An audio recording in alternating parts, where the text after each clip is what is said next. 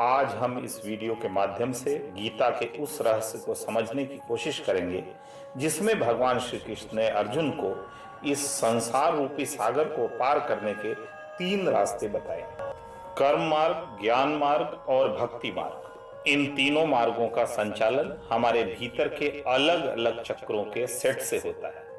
आज हम कर्म मार्ग और उससे संबंधित बॉडी के चक्रों को समझने की कोशिश करेंगे और उस रहस्य को उजागर करेंगे जिससे कर्म मार्ग पर चलते हुए हम इस संसार रूपी महासागर को पार कर सकते हैं। तो इस कड़ी में हमको सबसे पहले ये समझना होगा कि हमारे शरीर के कौन कौन से चक्रा हमारे कर्मों को रेगुलेट करते हैं। तो यदि ध्यान से देखेंगे तो हमारे गले के नीचे के शरीर के हिस्से से ही हम दुनिया के सारे कर्मों को परफॉर्म करते हैं। गले के ऊपर के हिस्से से हम अपने आसपास के संसार के बारे में ज्ञान प्राप्त करते हैं। यही कारण है कि हमारे शरीर के नीचे के चारों चक्र हमारे कर्मों को निर्धारित करते हैं। इसमें पहला चक्र है मूलाधार चक्र, जो हमारे फिजिकल शरीर की एक्टिविटीज को कंट्रोल करता है।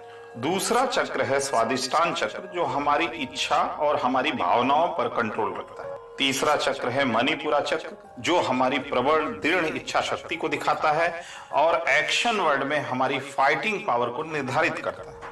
कर्म की दुनिया का शीर्ष और अंतिम चक्र है अनाहत चक्र या हार्ट चक्र।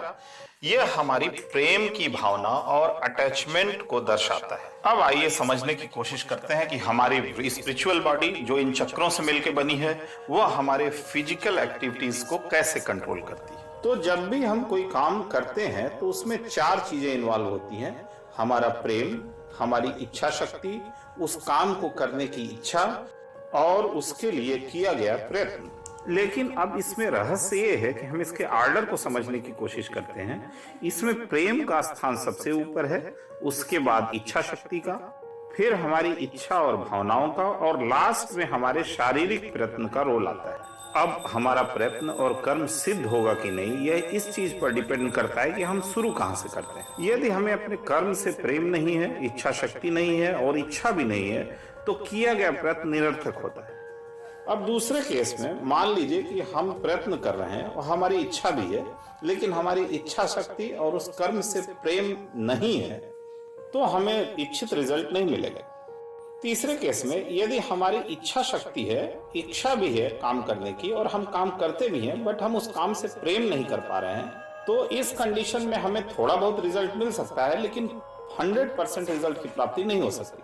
तो जो लास्ट कंडीशन बचती है वही कर्म मार्ग पे चलने का आदर्श तरीका है।